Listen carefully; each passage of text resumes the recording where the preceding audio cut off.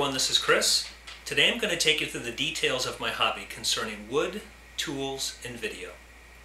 Specifically, I collect traditional woodworking tools. I refinish them, and then I use them to make projects using just hand tools, no power tools, no electricity. And then I make instructional and entertaining videos and post them on YouTube. I have subscribers from over 40 different countries. So today I'm going to take you through my inspiration, how I collect and store wood, how I collect and refinish tools, how I make the videos, and finally, how do I find the time for this hobby? Let's get started. Let's start with inspiration. A little more than 4 years ago, I barely even whittled a stick. But then I watched a video about a guy named Dick Pronicke. He's a man that moved to Alaska when he was around 50 years old. And he took with him just some simple hand tools, a camera, and a tripod. And he filmed himself building a log cabin, furniture, bowls, everything just by hand. No electricity, all by himself. And that really inspired me, so I said, you know what, I'm going to try that. The second inspiration is a guy named Roy Underhill. He's a guy that for many years had a show on PBS called The Woodwright Shop. And you can still look online under PBS under Roy Underhill and find those episodes and watch them. He also has some great books out.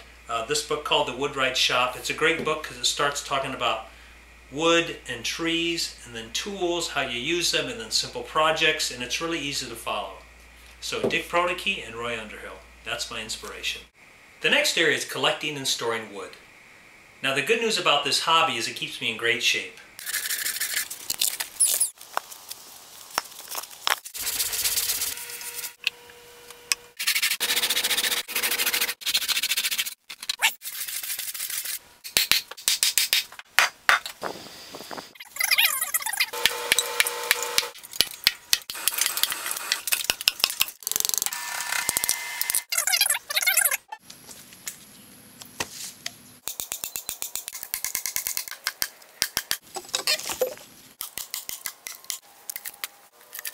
In terms of wood collection, it's actually pretty easy.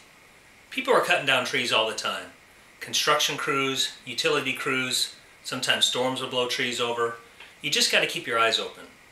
And generally when I see a tree that's being cut up, I'll go talk to the owner, see if I can have a piece or two. The best wood is to get it near the trunk or the base. That's where there's less limbs and therefore less knots. Once I get the wood home, I'll coat the ends with a product called anchor seal. This is a waxy substance that dries clear, and it keeps the moisture in the wood until it's time to carve. Here's an example of a recent expedition of mine to get some wood. I have here my older brother Dan and my little brother Greg. And they're going to help me cut up this tree today. I don't know if that's going to make the cut, guys. You guys are too stupid for me. Hey, why are you stopping? Wimp. You know what? Why just give me a little handsaw? It's about the same size.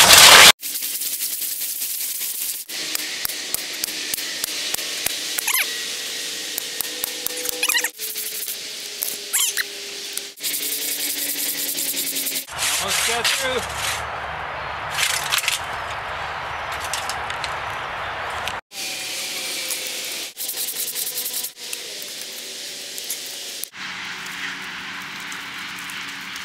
The next area is tool collecting and refinishing. For me, it's all about the adventure and the challenge. The challenge is to find an old rusty tool that no one wants, you pay a couple bucks for. You put a little elbow grease into it, and you turn it into something you can use every day. You know, it's finding an old rusty axe head, cleaning it up, making a handle for it, and using this to split a log. Or finding a chisel without a handle, and making a handle out of, say, apple, or something out of walnut. You know, it's something you can be proud of, something you earned. And that's why I like collecting tools and refinishing them. Now, I collect my tools in two different ways. First of all, I go to flea markets, outdoor flea markets. Here's an example. At the flea market today, looking for some tools for woodworking. Hey, how much you want for the broad axes? They're $50 a piece or $80 for the pair. Okay. Make a good Halloween. Yeah, they would be. Thank you. How much you want for this? How much? 3? Can you go 2 on it? All right, good. All right. Right here? That's a bluegrass. Yeah. Yeah. I think he wanted 10 for it. I'd go 5 on it. Yeah, I can. I know he wants more than that. Okay. The second way I collect tools is to go to auctions. Now, I don't have a lot of extra time, so I just can't go to auctions randomly and hope they have tools. So I use a website called auctionzip.net, and here's an example. Here's the AuctionZip website, and what I'm going to do as an example is type in the zip code for Lancaster, Pennsylvania. I'm going to search within 30 miles of the zip code. I can expand it if I want. And then for the keyword search, I'm going to type in tools. And now what it's going to do, it brings up all the auctions within 30 miles of the zip code that are selling tools. And here's the month of December, and here's the number of auctions by day. So if we go to January, and we click on Jan 21st, there's 4 auctions. And here's the 4 auctions with all the details, contact information. And then you can view photos. And so here's the photos of everything being sold. And so we look at this photo, and here they're selling broad axes and chisels and spoke shaves. And so the purpose of this tool is you have limited time. And so this is a way to figure out which auctions you'd want to go to, if they made sense. And also, if you can't make it, you could also call the auctioneer and put in what's called an absentee bid, and that's what he'll bid for you. Hope this helps. Good old-fashioned auction.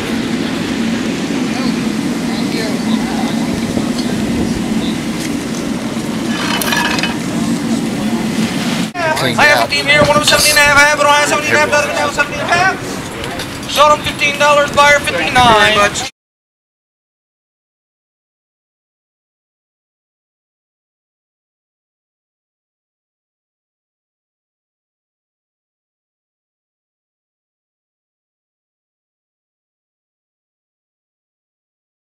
Well, it's a great auction. I got this really nice old toolbox.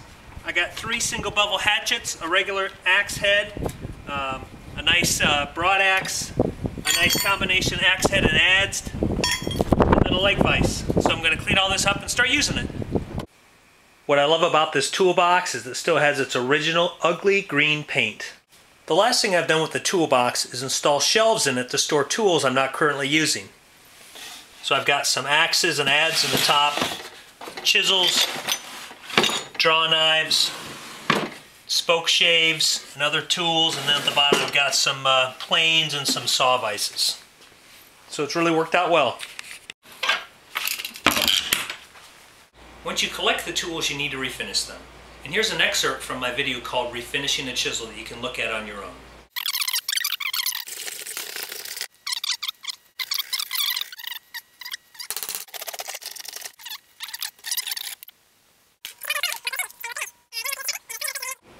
The last section I want to talk is blacksmithing. It's a huge advantage if you know someone who can do blacksmithing for you. You get custom-made tools at a reasonable price. Here's some examples of tools I had my blacksmith Gary make for me. I've got some very large adze for initial removal of material, and then smaller adze as I go until I get to a finishing size.